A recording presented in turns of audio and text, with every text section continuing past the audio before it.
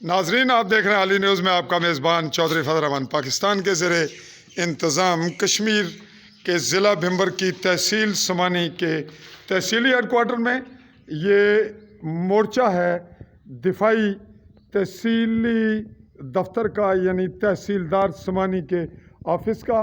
ये इससे पहले तहसीलदार समानी का ऑफ़िस रहा और नई बिल्डिंग रेवेन्यू कम्प्लेक्स बनने के बाद ये शिफ्ट हो गई रेवेन्यू नई बिल्डिंग में। दफ्तर की तमाम अमला और ऑफिसर्स, और इस वक्त आप देख रहे हैं कि ये इसकी यूँ कह लें कि पहले तामीर हुई और अब तखरीब का काम, तो दोनों जगह ये ख़र्च हो रहा है। इसका बैकग्राउंड क्या है कि ये जो तामीर हुआ था उस पर लाखों रुपए या जितने भी इन्वेस्टमेंट हुई गवर्नमेंट की, वो आपके सामने है कि ये इमारत बनी थी गोलाबारी से बचने के लिए, और ये था दफ्तर तहसीलदार समानी का, तहसील का दफ्तर, जो कि शिफ्ट हो गया रेवेन्यू कम्प्लेक्स समानी में।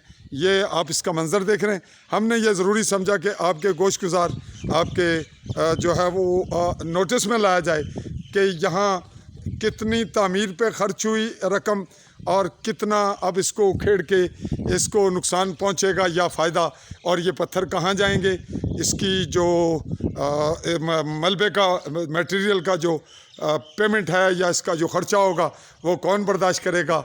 ये सवाल हम लिए चलेंगे इंतज़ामी अफसरान पे या मुतलका जो शख्स जिसकी ये बिल्डिंग है, कि ये बिल्डिंग अगर हुकूमत के हवाले से आया था मोर्चा तो ये पैसे हुकूमत के ख़जाने में जाएंगे, और अगर ये दाएं बाएं हो गया तब भी हम इसके अगले मरले की रिपोर्ट लिए फिर हाजिर होंगे।